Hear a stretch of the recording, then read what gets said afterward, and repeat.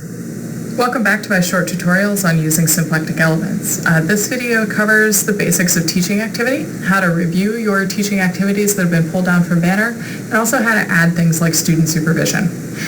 So you're going to notice that in your dashboard, next to your publications and your professional activities are your teaching activities.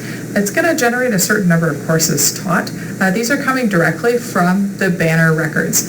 You can edit these. You can also add courses of your own for things like student supervision. So I'm going to go ahead and just double check the courses that have come down from Banner. It lists that I have 12 courses taught instead of 6 over 3 terms. That's because all of my undergraduate courses are cross-listed with the independent program in linguistics.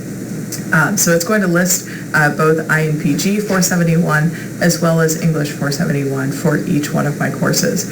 If I click on this, I'll be able to see all of the information, what course year this is, the number of credits, also the course code. This can be found under that CRN selection information on my UTK. And in case you need to add anything by hand. It's going to list the academic session.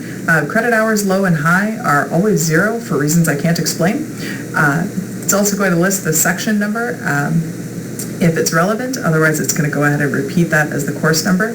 And then has the start and end date of the relevant term. It also includes the enrollment. This is pulled from my UTK. If for some reason you need to edit that, you can click on Edit Record. Edit Record enables you to edit any one of these fields. Similarly, if I go back a step, I can also choose to add a new course taught. And when I choose that, it actually generates all of these fields specifically. This will be relevant potentially for these spring 2017 courses that may not be pulled in by the system in time for our faculty review. The other thing that we may want to add here, go back to my home page, are things like student supervision. So I can go ahead and click Add, at which point in time I'm given a variety of teaching activities that I might want to add. Just like publications, I'm going to select that activity first, and then it will give me a variety of fields to fill in. For FERPA reasons, I'm going to go ahead and generate a fake student supervision. So let's just say that I was on a master's thesis committee, and I chaired the master's thesis for Joe Schmo. Joe Schmo did an excellent job. His net ID was smoj@utk.com,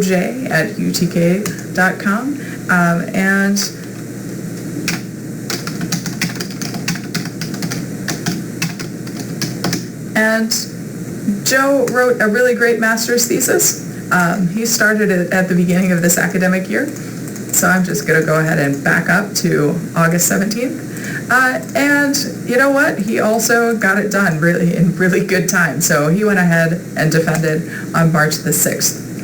If my participation in the students' activity, the students' committee is ongoing, I could go ahead and select that. In this case, Joe Schmo got his work done and is out the door. So I'm just going to go ahead and click that date started and date ended. When I click Save, it goes ahead and saves that to my record. I can see the data source, manual, all the information that I just entered. And when I go back home, I can see that now I have 2 master's thesis committees that I have been a part of. A real one that is protected by FERPA, and a recent one for Joe Schmo. So that's how to add and double check your teaching activities in symplectic elements.